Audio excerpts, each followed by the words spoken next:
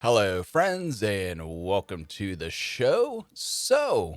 Gas is spiraling out of control. Gas prices are basically record highs in the past couple years. I haven't seen gas prices like this since Obama's been in office. So, Abigail Marone is basically saying, thanks, Joe Biden, breaking 911, just in gas prices rise for the second consecutive month. Gas prices went up 6.4% in February, jumped 7.4% in January, Wall Street Journal. And maybe this could be due to, I don't know, perhaps on Joe Biden's first day, ending the Keystone Pipeline, basically hamstringing the fossil fuel industry with no plan. Who would have thought? Jack Posobiec, breaking gas buddy predicts $3 national gas average by April.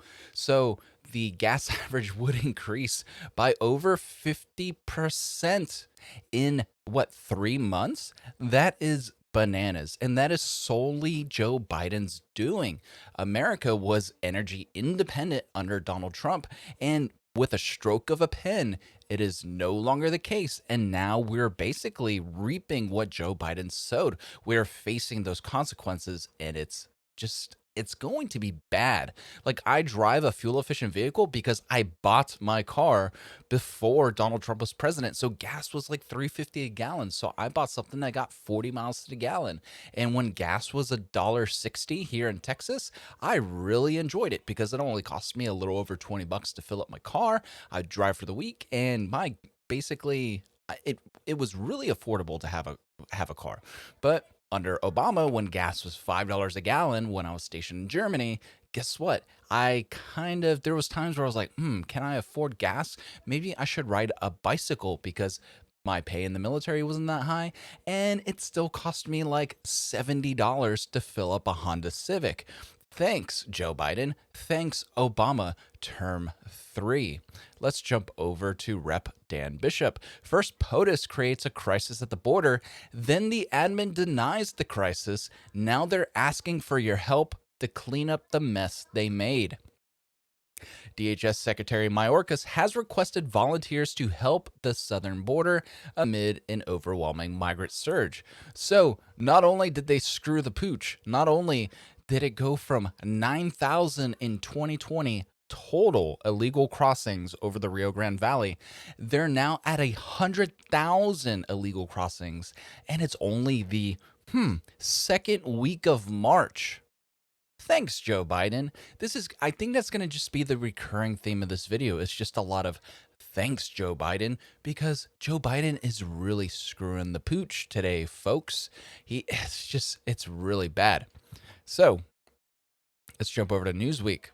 After President Joe Biden signed an executive order ending several zero-tolerance anti-immigration policies installed by former Republican President Donald Trump, a surge of immigrants have begun arriving along the U.S. southern border, some wearing T-shirts that read, "Biden let us in." In response, Texas Governor Greg Abbott has deployed the Texas National Guard, a state military force, to crack down on any associated cartels and human smuggling. The brewing confrontation will test Biden just as he and the Democratic-led Congress prepare to introduce comprehensive immigration reform, a key campaign promise. Video footage shot Monday at the San Ysidro Crossing port in Tijuana, Baja California state, just south of the California border, showed a group of migrants, some of them wearing the Biden let us in t-shirts.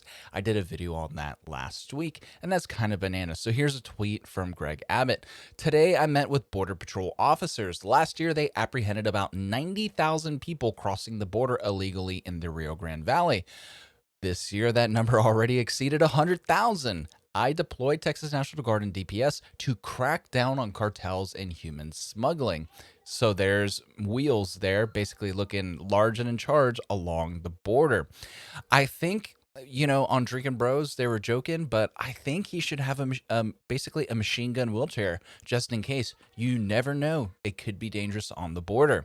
Abbott blamed the surge on Biden's rollback of Trump's Remain in Mexico policy in a Tuesday interview with Fox News. The policy required migrants claiming asylum at the border to stay in Mexico, while awaiting court hearings. The Border Patrol officers told me themselves they informed the Biden administration about this all along, Abbott said. The Biden administration had known exactly what was going to happen if they refused to continue to implement the policies that were previously in place. An annual surge of immigrants typically arrive in the U.S. southern border each spring as the weather warms. The surge mostly contains young people and families fleeing violence and poor living conditions in Central and South American countries, according to Sarah Sherman Stokes, an immigration lawyer and professor at Boston University School of Law.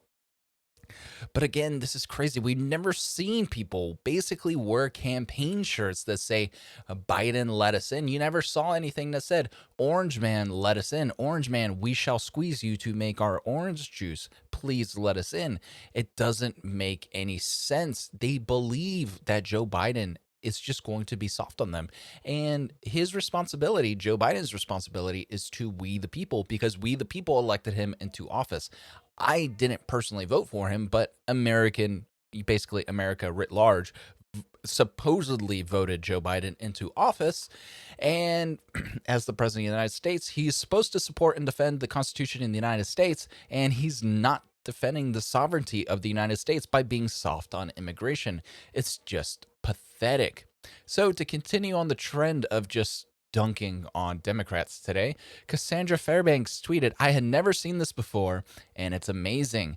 This is the organization in charge of the Democratic Party now, with a little laughing and crying emoji. Let's check this out. We want to defeat capitalism. We are going to need a party that will organize working people to fight for the demands that we want and to win socialism. Thank you so much. Quick point of privilege. Quick point of personal privilege. Yes. Point of personal guys, privilege. First of all, James Jackson, Sacramento, he, him. I just want to say, can we please keep the chatter to a minimum? I'm one of the people who's very, very prone to sensory overload. There's a lot of whispering and chatter going on. It's making it very difficult for me to focus. Please, can we just, I know we're all fresh and ready to go, but can we please just keep the chatter to a minimum? It's affecting my ability to focus. Thank you. Thank you, comrade. Oh, thank you, comrade. Speaker against name, chapter, pronouns. Point of personal privilege. Yes. Please do not use gendered language to address everyone. Okay. If we That is bananas. Those are your Democrat leaders in Nevada, friends. If you live in Nevada, I am sorry, but you are going to be the butt of a lot of jokes, because that is just funny. And you should be embarrassed of what you guys voted in. If you didn't vote for those people and you didn't know who they were, well, that's your fault for not knowing who you voted for. Populism updates. Leftists took over the Nevada Democratic Party, and now the official NV Democrats account retweets the Democrat Socialists, Democrat Socialists of America, DSA. I don't know what it stands for, but it's something socialism. We've been getting a lot of questions about how folks can support the People's Democratic Party of Nevada, aka NV Dems. You can make sure the party is well funded and ready to win in 22 by donating here. This is happy. This is delicious. Part of me is glad this happened. Let the DSA fully run the state and see what happens. No excuses will be allowed for what happens now. They run the state party, not the state. So it's crazy, right? So now we're having socialists basically run the state Democratic Party in Nevada. So let's see how that works out. I'm willing to bet it won't work out very well. So one more tweet from Jack Basayovic. I'm told the National Guard does not concur with the Secretary of Defense extending their DC deployment and will be issuing a memo soon. So this is important to note, because they keep pushing back how long these National Guard troops are going to be in DC, how long they're going to be occupying the District of Columbia. Like I said, if you're going to keep National Guard troops there, you should just rename it the FDC, the Fascistic District of Columbia, because that's exactly what it is. A 7 or 8 foot tall, unclimbable fence with razor wire up top, with machine gun turrets on top of basically up-armored Humvees with thousands of National Guard troops surrounding the people's house. It sounds like the property of a dictator. It sounds like a fascist who's clinging onto control, so he's using the gun of the military to scare we the people from protesting their incompetence and their corruption. Because if nothing else has been exposed during this Biden administration, is that he's willing to put his personal business interests before the rest of the country. He's willing to put the Biden family ahead of America, and that is disgusting. Again, I keep asking, where in the world is Hunter Biden? Hunter Biden has disappeared. While all these weird sweetheart deals are being cut, I'm really interested to know, does Hunter Biden get a cut for the big man with Raytheon now that these sweetheart deals with Raytheon are going through? As the US is going to have to buy oil from other countries around the world, is Hunter Biden going to get a cut for the big guy when the US might possibly have to buy oil from companies like Burisma Holdings in Ukraine? Is Hunter Biden going to take a cut for the big guy from China or Russia or any of these other countries that he had business dealings with, who also have basically a vested interest in ensuring that the US is no longer energy independent, because we actually destabilized a lot of these power grabs that Russia and China, and I'm missing the third one, actually just a lot of these corrupt Islamic State countries in the Middle East. Basically, we disrupted their grabs of power because the US became independent, and we disrupted the market, we plummeted the prices. And so basically, disallowing that Russia pipeline to cut through Syria, basically we were forcing countries to buy oil from us and not from Russia, and that pissed off the Russians. We basically threw monkey wrenches with China and their oil, and just by the US being energy independent, we ensured a lot of peace. And now you see how things are destabilizing now that the US is no longer energy independent, how our gas prices are going up. So it's going to affect our economy, and it's also going to affect worldwide peace. So that's going to be it for now, friends. I'm going to be uploading another video in a couple hours. Until then, I'll see you later. Have a good one. Bye.